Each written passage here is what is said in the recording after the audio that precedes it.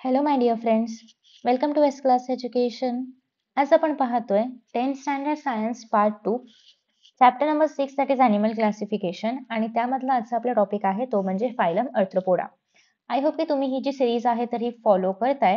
Blackout okay. I hope की तुम्ही ही जी series आहे तर ती फॉलो करताय. याच्यामध्ये ऑलरेडी आपण प्रिव्हियस सगळे फायला जे आहेत तर ते कव्हर केलेले आहेत. अर्थ्रोपोडा याचं मिनिंग काय होतं? पोडा म्हणजे कळलं असेल तुम्हाला, पाय, अपेंडेजेस किंवा लोकोमोटरी ऑर्गन.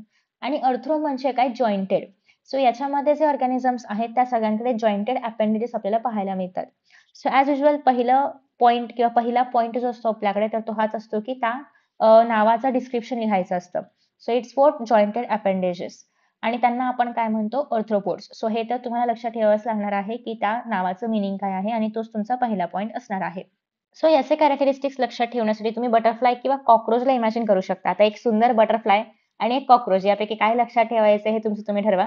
आता ह्याच्यामध्ये जे ॲनिमल्स आहेत किंवा ऑर्गॅनिझम्स आहेत त्यांच्याकडे विंग्स आहेत. सो एकतर ते टेरेस्ट्रियल आहेत हे तर कन्फर्मच आहे. दुसरी गोष्ट अशी की हे ॲनिमल्स जे आहेत तर ते तुम्हाला माउंटन्स किंवा डीप ओशियन्स यांसारख्या सगळ्याच ठिकाणी बघायला मिळतील. ठीक आहे. सो जे विंग्सवाले वगैरे आहेत तुम्हाला माउंटन्स किंवा टेरेस्ट्रियल बघायला मिळतील किंवा जे पाण्यात राहणारे पण आहेत तर ते तुम्हाला किडे वगैरे जसे की फॉर एक्झाम्पल या ठिकाणी स्कॉर्पिओन वगैरे आहे. काय म्हणतो त्याला आपण? खेकडा खेकडा आहे. सो ते तुम्हाला पाण्यामध्ये बघायला मिळतं. सो फुल डायव्हर्सिटी बघायला मिळणार आहे आणि इतकी डायव्हर्सिटी असल्यामुळेच याला आपण एक लार्जेस्ट किंगडम म्हणतो किंवा लार्जेस्ट हायेस्ट ॲनिमल असणारे किंगडम म्हणतो. That is what? अर्थ्रोपोडा. ठीक आहे. सो लार्जेस्ट फायलम आहे हे याचं कॅरेक्टरिस्टिक फीचर आहे. पहिलं जॉइंटेड अपेंडेजेस, दुसरं लार्जेस्ट फायलम, तिसरं असं आहे की सगळीकडचे ॲनिमल्स बघायला मिळतात. जर तुम्हाला एवढं सगळं नसेल लिहायचं तर डिरेक्टली लिहू शकता की एक्वॅटिक आणि टेरेस्ट्रियल दोन्ही प्रकारचे ॲनिमल्स आहेत. ठीक आहे, सिंपल. त्याच्यानंतर ॲज यू ऑल नो की प्लॅटीहेल्मिंथस पासून पुढे सगळे ट्रिप्लोब्लास्टिक आहे. सो हे पण ट्रिप्लोब्लास्टिक आहे. अॅनिलिडा पासून पुढे सगळे युसिलोमेट आहे, त्याच्यामुळे हे पण युसिलोमेट आहे. आता तुम्ही एखाद्या बटरफ्लायला जर मधून कट केलं इमॅजिनरी लाईनने तर ते दोनच आपल्याला सेम पार्ट्स देणार आहे. सो हे बायोलॅटरली सिमेट्रिकल आहे. ठीक आहे. सेगमेंटेड आठवलं तर लिहा, नाही आठवलं तर सोडून द्या.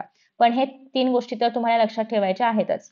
त्याच्यानंतर नेक्स्ट आहे जसे की प्रत्येकाचं काहीतरी युनिक कॅरेक्टरिस्टिक आहे. आपण बघितलं होतं की ॲस्केलमेंथस आणि ॲनिलिड्स दोघांच्याही बॉडीवरती क्युटिकल होतं, टफ क्युटिकल होतं.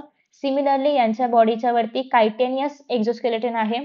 कायटिन एक आपण असं म्हणूया की मॅक्रोमॉलिक्यूल आहे, ज्याच्यापासून त्यांचा एक्झोस्केलेटन म्हणजे बाहेरचे जे स्केलेटन आहे, बाहेरचे जे कव्हरिंग आहे तर ते बनलेलं आहे. ठीक आहे. आफ्टर दॅट नेक्स्ट आहे की हे ॲनिमल्स युनिसेक्शुअल आहेत म्हणजे मेल आणि फिमेल डिफरंट बॉडीमध्ये प्रेझेंट असणार आहे.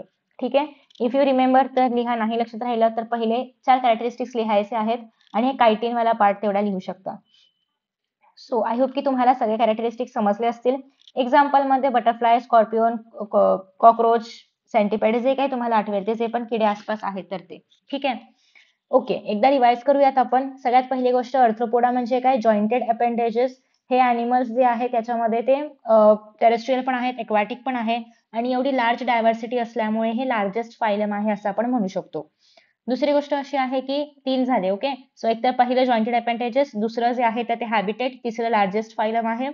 चौथं असं आहे की ट्रिप्लोब्लास्टिक आहे, युसिलोमेट आहे, बायोलॅटरली सिमेट्रिकल आहे. हे 3 भाव सगळ्या ठिकाणी तुम्हाला वापरायचे आहेतच. नेक्स्ट आहे एक्झोस्केलेटन बद्दल लिहिणार असाल तर कायटिन पासून बनलेला आहे आणि रिप्रोडक्शन बद्दल लिहायचं असेल तर युनिसेक्शुअल आहे. आणि मग एक्झाम्पल. इतकं सिंपल आहे, कमाल सिंपल आहे. सो फक्त तुम्हाला काही शब्द लक्षात ठेवायचे आहेत किंवा काही ॲनिमल्स इमॅजिन करायचे आहेत आणि त्याच्या अकॉर्डिंगली तुम्ही सगळे कॅरेक्टरिस्टिक्स लिहू शकता. सो आय होप की तुम्हाला हा व्हिडिओ आवडला असेल. Thank you so much for watching this video and see you in the next video. Bye bye.